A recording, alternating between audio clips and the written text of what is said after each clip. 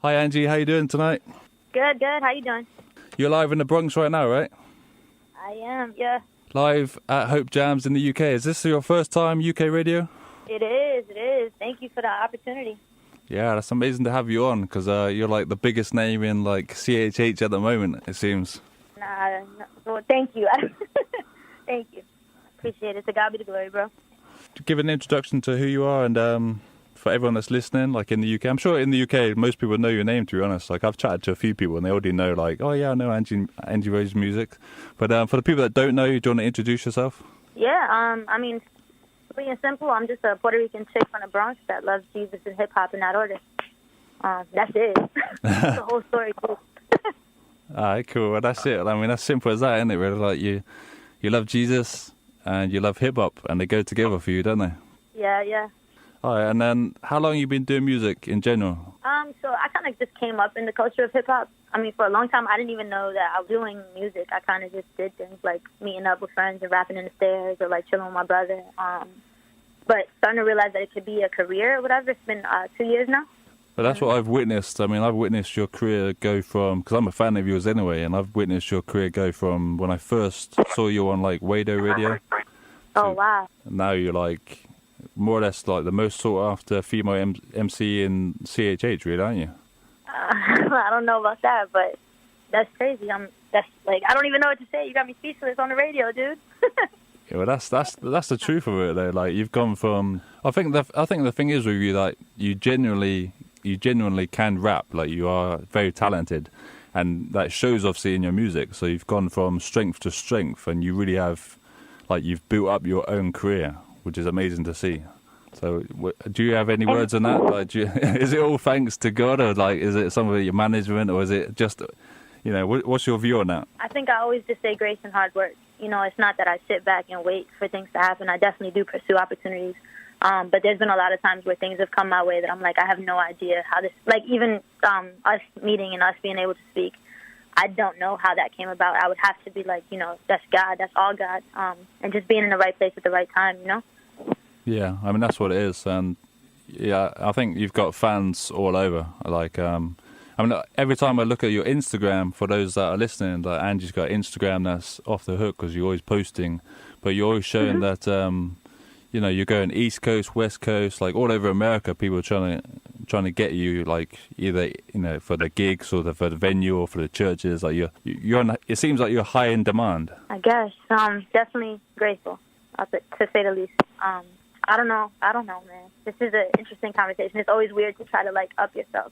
But I guess the point of all of it is I'm super grateful. And it's just a privilege to be able to meet the people. I think that's the thing I like the most, like being able to meet the people all over.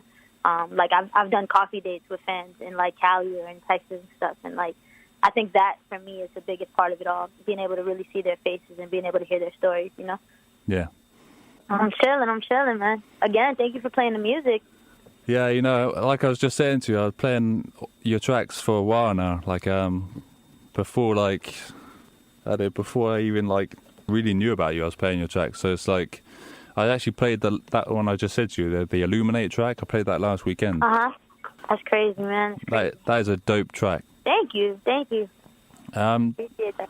If you don't mind, let's go back into a bit like how you got started, because obviously I knew you from before, and I know that you got started from a young age through your brother. Like your brother was very much into his hip hop and stuff, and that was in your family culture, right? Yeah, for sure. And then you jumped into it. But I mean, when did you find out yourself that you've got this kind of talent to do music? I think the first time that I noticed that it was something that like mattered was when I was in like 5th grade. I remember like they would bang beats on the floor and stuff like that, or like on the tables or whatever, and like I would rap and people would kind of go crazy. And that was the first time that I was like, oh wait, like this is a thing. This is cool. So I'd say about 5th grade I started to realize what was up. Okay, for us in the UK and we don't have 5th grade, what age is that? I was like 10. 10 years old. Crikey. About 10, yeah. Because I was rapping before that, but I thought, like, I just did that with my brothers. Like, I thought, like, I didn't know that it was a thing. I just thought it was kind of something my brothers did, and my brother and his friends did, and, like, people, you know, that they listen to on the radio or watch videos of. I didn't know that it was, like, an actual thing until I started going into school. So, yeah. And when you actually left school, like, did you jump straight into doing it? Like, when I saw you on Wado Radio, where were you at that point in your life? Had you left, like, secondary school No, or high school? I was actually still in school. I was studying, I think, philosophy at the time. Like, I've always liked music, but my parents never really thought, like, it was they never saw it as, like, a career path or anything like that. And so they actually wanted me to be a lawyer. Oh, really? So I was, yeah. They were like, you got a smart mouth. That's what you should be doing. But yeah, when I did the radio interview, the radio interview, I actually wasn't even supposed to interview. I was just chilling, serving water to the artist, and he was recording a bunch of different shows at the same time, basically. And I was just kind of watching. And towards the end, when he was done recording everybody else, he was looking at me. He was like, "Yo, you look like you hungry. Like you've been sitting there all day ready to rap." I was like, "Yeah." And then he just literally was like, "All right, let's do it." And that's how that came about. Like, it wasn't even planned or, like, purposed on my end. On God's end, we already know. But, yeah. So I was definitely still in school, had no idea that this was a career or anything like that. Oh, that's mad. So whereabouts did jar rocking come into it? Yeah, so I went to school, and, again, like, typical fashion, like, I'm getting, what's it called? I'm getting a tour around the campus. And there's this one room, and they're banging beats on the desk, and kids are rapping in a circle. So I'm like, oh, shoot. And so, like, I jump in, and I start rapping. And immediately, like, word starts to travel around the school, blah, blah, blah. And then there was an artist there that was recording, and he asked me, hey, can you come sing a hook for me? So I end up going into Ja Rockin' Studios. I sing the hook, and the engineer, Eddie, he calls the owner of the studio, Chris Belmont, and he's like, yo, you got to come in. There's this girl, blah, blah. So the guy comes in, and he thinks I can only sing. My friend, like, is like, yo, she raps too. So they put me to the test to start freestyling. So I do that, and then I leave, and, like, 2 hours later, I got an email from Ja Rockin', and they were like, yo, we love what you have and what you're doing, blah, blah, we want to work with you. And that evening, I had beats sent to my inbox, and we started working. Oh, nice one. So, and then he invited you to the studio, and the rest was history, I guess. Yeah, crazy. You said you were at Wado Radio serving water, so you just got a job at Wado Radio? No, so actually Wado was filming at that time in Ja Rockin'. So that was maybe 2 weeks after we had that conversation, and I had come in to do a feature. And they were like, yo, come through, there's going to be a bunch of artists, blah, blah, blah. Like, maybe you can just help out or watch. And then I just started, helping out a little bit. And, yeah, that's how it went down. And then... I'm kind of going through it now because as the people that are listening, Angie's been, like you say, you've been in it for 2 years, kind of how you've built up from, is that built up from Wannabe 2 years? Yeah. So you kind of went from Ja Rockin', but Ja Rockin' said to you, like Chris Belmont said, he was kind of in it for like, he wanted to help you out and give you like a foot up, but is it right in saying that he didn't want to be your manager or anything like that? He just wanted to give you the boost kind of thing? Like aren't they doing something at Ja Rockin' where they kind of like give artists like a first step program, and then after that they want you to kind of fly off kind of thing? A little bit like that. It was kind of artist development. And we built up as friends. They started an initiative after working with me called Powered by Ja Rockin', which is still in existence. But that formed actually after we built the relationship and we built the work thing. But yeah, at that time it was kind of just him showing me the ropes, like taking me around, meeting people, a lot of just hanging out and doing music that organically turned into a friendship management type of situation. Right. Yeah, I definitely say now that's something that they do intentionally. They cultivate artists and grow them. And then right now you got obviously a great management team behind you, and you're just pushing forward. I mean, it seems like, especially the last year, it's gone mad. Like your Instagram followers now is what, like 15,000? Yeah, something like that.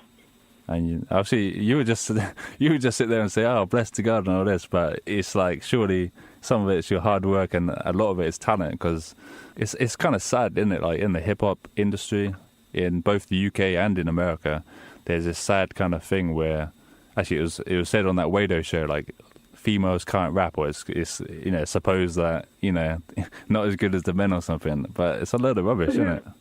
I agree. Yeah, definitely a load of rubbish. Well, I mean, obviously it's a load of rubbish because you got it, you're down with it and you're better than most guys kind of thing, Well, I appreciate that. Where do you see your career going in the future? Because you've gone step by step you're getting bigger and bigger, it seems. So like, where do you have like a 5-year plan or something, like, or are you trying to reach a mark, or are you just trying to just live it and see what happens? Yeah, a little bit of both. I definitely see. I've seen the end goal since I've started, and I think that that's where I work towards. I'm seeing arenas now. You know what I mean? Like, I've been seeing. I want to sell out the Barclays Center since I've started. Like, I remember Ja Rocket Studios is actually on the same block as the Barclays Center. Yeah. And I remember just being like, yo, one day I'm going to sell this out. And, like, people laugh. And it's like, okay. But that's where I'm at always. Like, I didn't start off like, yo, I'm going to just, have 50 people at it. Like, I started off like, man, if I'm going to do this, then I want to do it for real. So, yeah, I'm definitely I don't know if it's a 5-year plan. I don't know if it's a 1-year plan. But I do know that I'm working towards that end of, like, doing major things. I don't want to do anything minimalistic. I don't serve a minimalistic God.